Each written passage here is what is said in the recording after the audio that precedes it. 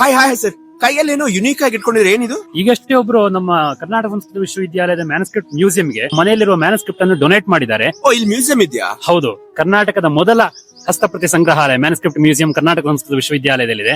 ಒಂದ್ಸಲ ತೋರಿಸಬಹುದು? ಅವಶ್ಯವಾಗಿ ಬನ್ನಿ. ನೋಡಿ, ವರ್ಣಮಾಲೆ ಅಕ್ಷರಗಳನ್ನೆಲ್ಲ ನಾವು ನೋಡಿದೀವಿ, ಆದ್ರೆ ಆ ಅಕ್ಷರಕ್ಕೆ, ಪ್ರತಿಯೊಂದು ಅಕ್ಷರಕ್ಕೂ ಒಂದು ದೇವತೆಗಳಿದೆ.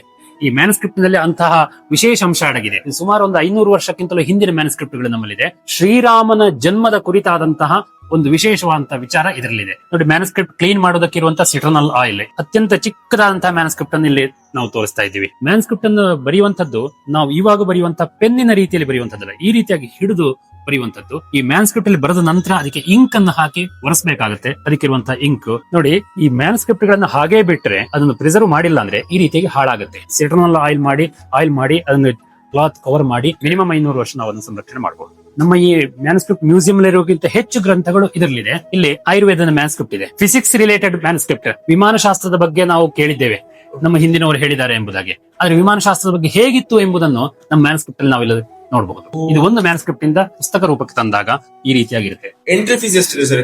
ಇದು ಫ್ರೀ. ಮಕ್ಕಳಾಗ್ಲಿ ದೊಡ್ಡವರಾಗ್ಲಿ, ಜಾತಿ ಮತ ಲಿಂಗ ಭೇದ ಯಾರೂ ಇಲ್ಲ. ಕರ್ನಾಟಕ ಸಂಸ್ಕೃತ ವಿಶ್ವವಿದ್ಯಾಲಯದಲ್ಲಿ ಮ್ಯಾನುಸ್ಕ್ರಿಪ್ಟ್ ಮ್ಯೂಸಿಯಂ ಪಬ್ಲಿಕ್ ಗೋಸ್ಕರ ಓಪನ್ ಆಗಿ ಫ್ರೀ ಆಗಿ. Okay, thank you so much sir.